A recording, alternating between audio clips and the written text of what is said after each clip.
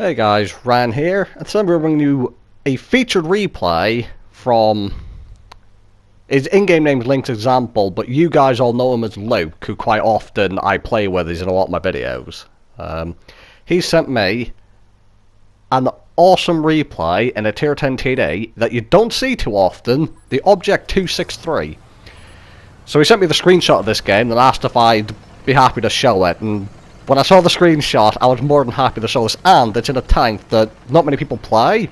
I don't even have this tank yet, though I've wanted it for ages, so it gives you a reason to talk about it. Now, he's going to be a platoon with Spandex in this 268 version 5, so in the Russian tier 10 TD platoon, and there's no artillery, and we're on steps. So, what I'll do is I will have Luke drop a message on the video, I'll pin his comment, I'll write his YouTube name in the comments below, like his channel, because he does have his own one, and what I'm going to do is, I'm going to experiment and see if I go on my laptop, if I can't actually provide an actual link to his channel in the description. If I do figure out how to do that, I'll go back and I'll put a link in for everyone else who has been featured on the channel. I'll go back to those videos and I'll put an actual link in. If I can figure out how to do it, no promises. So the 263, you see Lucas raced to position on the 127 map, where barely any of his team is. Which makes sense, because the Nigeria line is quite good from their spawn. And he puts his first shot in. So 263 is a turretless TD that only has 4 degrees of gun depression, so already some people might be put off by the lack of turret and lack of gun depression. It's pretty mobile, with a top speed of 55, with a decent power-to-weight ratio, about 17.5. Has a 130mm gun, with 550 alpha, so quite an interesting alpha number. Its base DPM is just shy of 3000, so very nice DPM on it, with nice alpha, 290 standard pen, which is pretty decent. 330mm of premium pen at APCR is decent enough for your fight against most things, but it's obviously not amazing for a tier 10 TD. And 75mm of high explosive pen, which again, not quite as good as the 90 that a lot of the 150, 152s get on tier 10 TDs, but still a decent amount of HE pen, you can do a lot with that. The other thing about the 263 that makes it pretty interesting is it has some pretty ridiculous frontal armor on the upper plate and the superstructure. And you're actually going to see that armor at work in this game. And it comes across from two things. One, the armor is very thick and very well angled, but two, you rarely see this tank, so a lot of people just don't know what to do or where to shoot at it. So right now Luke's trying to get shots into an E4. Him and Spandex kind of hold up on the side of the map, cut off from a lot of their team. Well, they've got a few people. And right now Luke's just struggling to actually hit the cupola of the E4.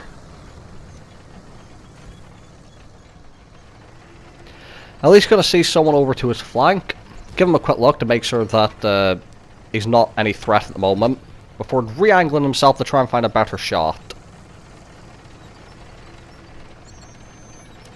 Gonna come over the ridge, snap a shot in, and back up. And you see he does bounce again, as Spandex picks up a kill.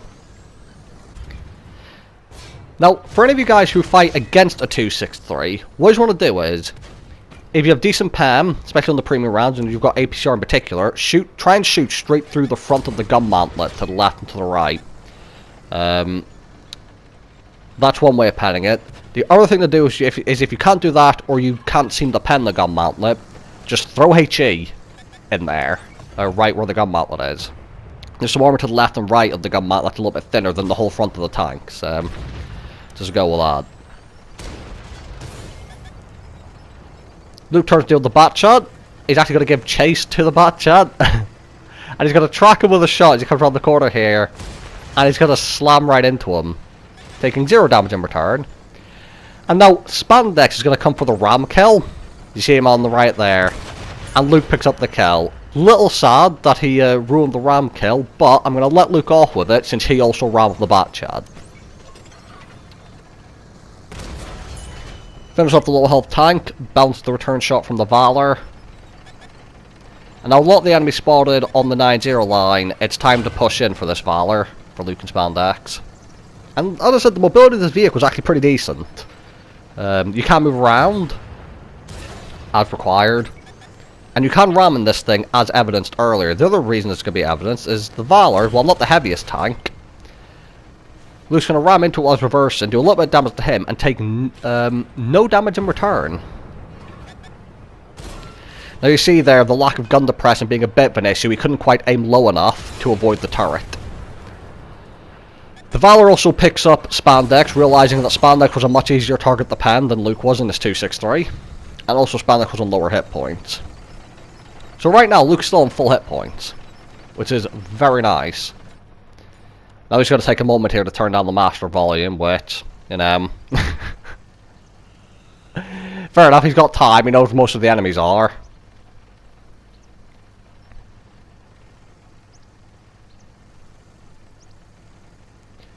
And right now it's all about trying to find a position if he can get a couple shots into these guys from a distance before pushing in. Because the less hit points they've got, the better for Luke. Now he thought he may have had a shot there. He's aiming in, but he can't quite see the enemies.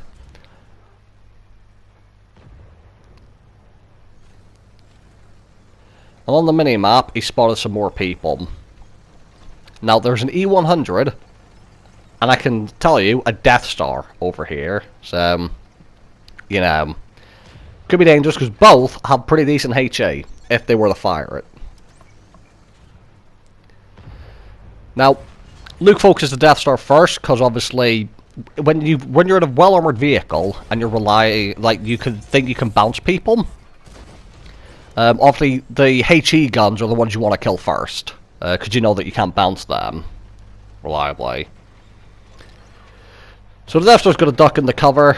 The E100 shot for the gun mantlet by the looks of things, but hit the gun instead. He does break it though, stopping Luke from firing for a little bit.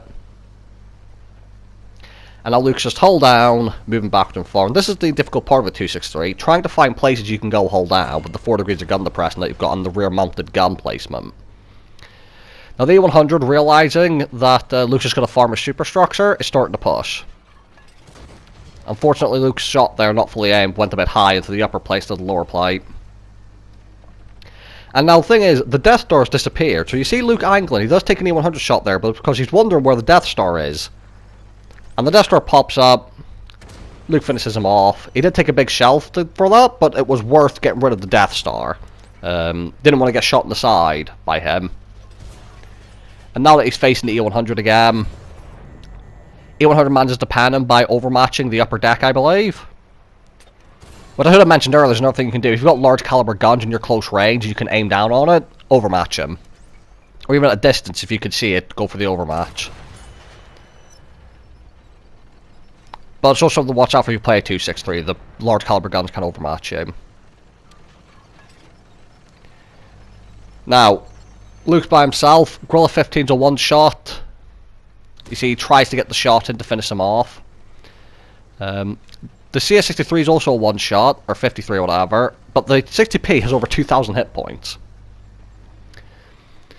So you're going to see what Luke's going to do here is, he's backing up, finishes off the CS, and all he's going to do is he's going to relocate a little bit, just to get behind a hill that hopefully the 60p won't be able to use his full gun depression on, and won't be able to hit his lower plate without coming over. And thankfully, the 60p cannot hit his lower plate. And now, excellent thing here, he sees his base is getting capped. So he ignores the 60 TP to kill the Gorilla 15 that he knew was a one-shot, he knew was capping the base, and he knew was flanking round him. Because the 60p, he can now face-hug him, and the thing is, the 60p is going to make a lot of mistakes here. Luke's trying to pen the turret ring, because he can't quite aim down low enough for the driver's hatch. And what's going to happen is this 60TP could overmatch his engine deck, or could even just splash HE into his gun mantlet, or onto the engine deck, and he'd probably kill Luke. Now I would have thought 60P is a carrying HE shells, because why wouldn't you? It's a large caliber gun and carries a bit of ammo. But for whatever reason, the 60P just is very confused where to shoot, and this is where this tank being rare, not being seen too often, comes into play, because the 60P has no idea where to shoot Luke. Even just a high explosive shell would end him right now, but the 60p just has no idea. And this must have been a pretty good feeling for Luke, realising that 60p don't know what he's doing, because the 60p isn't even shooting anymore. He's going to try and get round Luke, but unfortunately Luke's ready to fire, finishes him off. So 60p, Kevin gets a tank he clearly didn't recognise, had no idea what to do, and Luke picks up this game for a huge result in the tier 10 tank. There's going to be so many medals I can't even be bothered like listing them all off, but Luke going to get MVP here quite obviously with over 9,000 damage and 9 kills.